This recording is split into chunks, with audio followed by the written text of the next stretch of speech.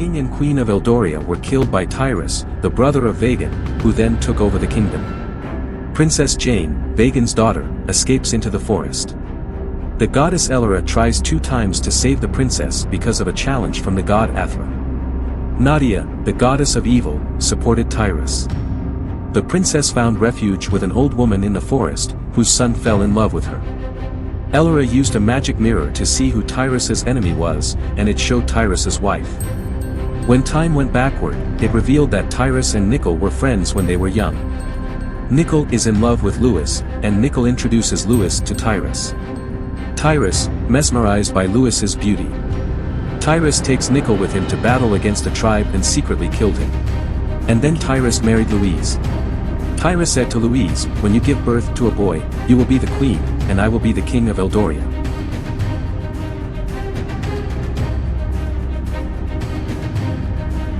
The carriage was going towards the palace. Louise's eyes seemed to be watching the street with amusement, but her mind was seriously thinking about how to stop Tyrus' plot. Louise asked Tyrus in the chariot, "If you want to become king, you should wear your family's crown, hold a sword, and carry a scepter, right?" Tyrus smiled at her and said, "You understand our dynasty's traditions well." Louise nodded, saying, "It's a well-known fact in our country. Only if you do that will the peoples of Eldoria and the neighboring countries accept you as their king." Tyrus said, "Our dynasty has lasted for 1,500 years. We've been ruling the country for 1,500 generations. The crown, king's sword, and scepter belonged to the first king of our dynasty. If we sit as king without holding the scepter, wearing the crown, and wielding the king's sword, there's a curse that says our dynasty will end the next day. So, only on the king's coronation day, we take it from a secret place.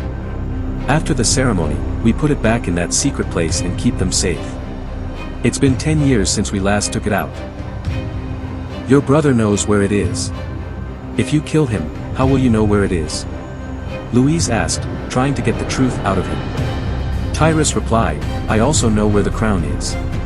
It's a rule in our clan that only members of the royal family should know its location. So now, not just me, but also King Vehan's wife knows where it is." Louise held Tyrus's hand and whispered softly, "Shouldn't I know when your brother-in-law's wife knows where the secret place is?" Feeling drunk by her voice, Tyrus replied, "You're my wife. You're part of our royal family now. Of course, you should know." Lewis asked, "When will I find out? Can we go there now?" Tyrus replied, "I'll take you right now." Then, he looked at the charioteer and say something. Suddenly, turned away from the path and traveled down a bumpy road. Eventually, they stopped in front of a crumbling temple in the middle of the forest. Tyrus stepped out of the chariot, and Louise followed. He grabbed a fire stick from the chariot. Then, he told the charioteer, "Stay here," and walked with Louise along a narrow path nearby. The path led them to a ruined temple. Tyrus tells Lewis, "This tunnel leads to the palace," and he presses a button to open a secret tunnel. Lewis holds Tyrus's hand as they walk up the stairs. They both walk through the tunnel with fire sticks. Tyrus tells Lewis, "This passage leads to where the treasures are. There is also another tunnel in my room.